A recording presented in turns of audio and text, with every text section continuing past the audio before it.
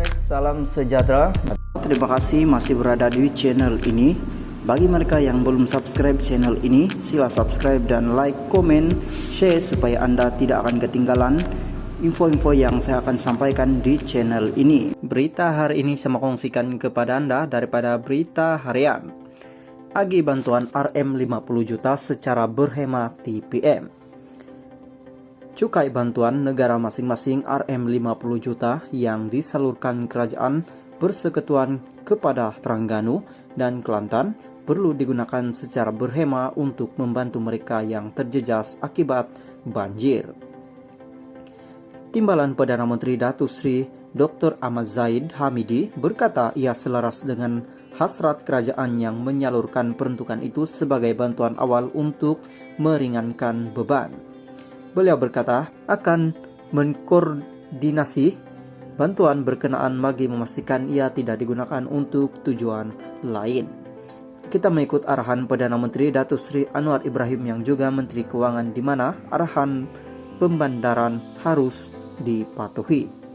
Saya akan koordinasikan bersama-sama dengan NEDME, Agensi Pengurusan Bencana Negara, dan juga APM, Angkatan Pertahanan Awam Malaysia, serta agensi-agensi yang lain agar uang bantuan banjir itu digunakan untuk mendepani permasalahan mangsa banjir, bukan digunakan untuk tujuan-tujuan lain, katanya. Beliau berkata demikian ketika ditemui pemberita selepas meninjau kawasan banjir di kawasan Bukit Montok di sini hari ini. Semalam Kerajaan Persekutuan mengumumkan bantuan segera bernilai RM 50 juta masing-masing kepada Kelantan dan Terengganu yang dilanda banjir teruk. Perdana Menteri Datuk Seri Anwar Ibrahim berkata bantuan itu bagi membantu mangsa banjir yang terjejas di dua negeri berkenaan. Guys, salam sejahtera. Terima kasih masih berada di channel ini. Bagi mereka yang belum subscribe channel ini, sila subscribe dan like, komen, share supaya Anda tidak akan ketinggalan info-info yang saya akan sampaikan di channel ini. Berita hari ini saya mau kongsikan kepada Anda daripada Malaysia kini. Ahli Parlimen cadang Dewan Rakyat mula bersidang jam 2 petang.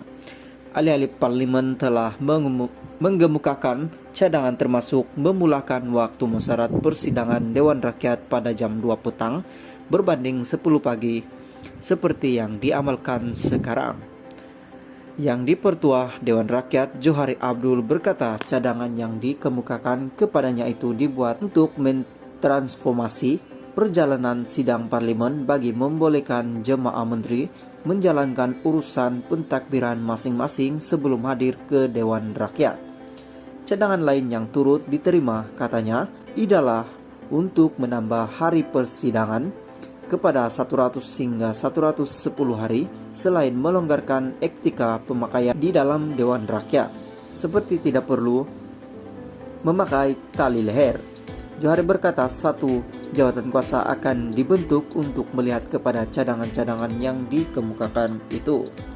Mudah-mudahan sidang pertama panggal ini Parlimen ke-15 akan berlaku diadakan pada Februari, katanya pada sidang media di bangunan Parlimen di sini hari ini.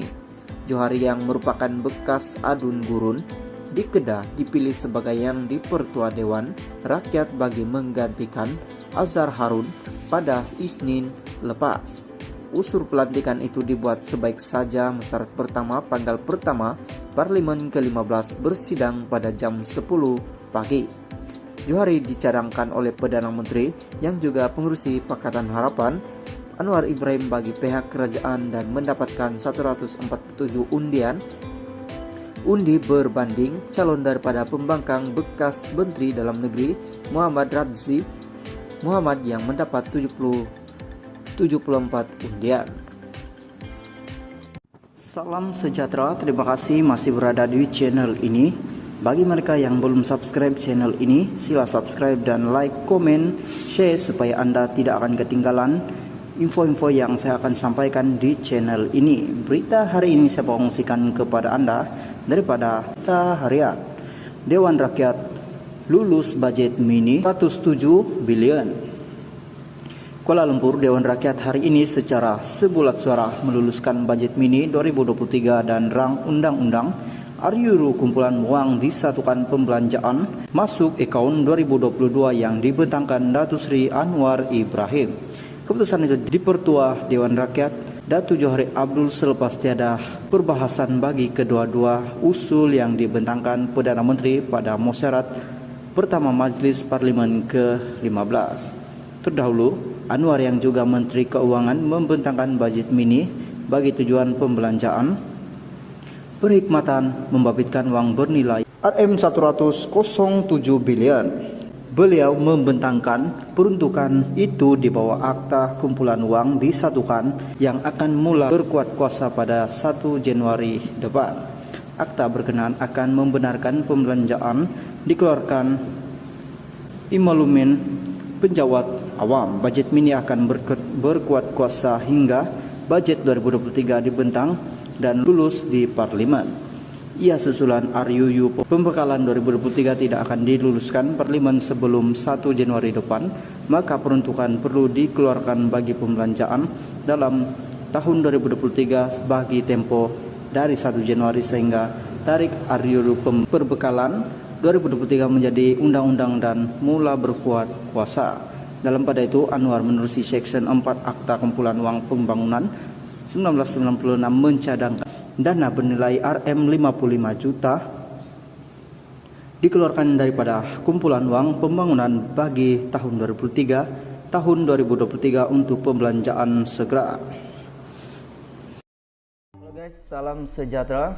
Terima kasih masih berada di channel ini, dan bagi mereka yang belum subscribe channel ini, sila subscribe, like, komen, dan share supaya Anda tidak akan ketinggalan info-info yang saya sampaikan di channel ini. Berita hari ini saya mau kongsikan kepada Anda daripada Sinar Harian. Warisan Gesa ME63 segera dimuktamadkan.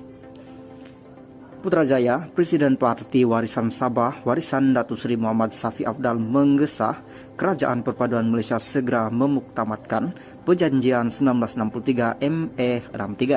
Menurutnya, faktor keuangan tidak dijadikan alasan untuk segera memuktamadkan ME63.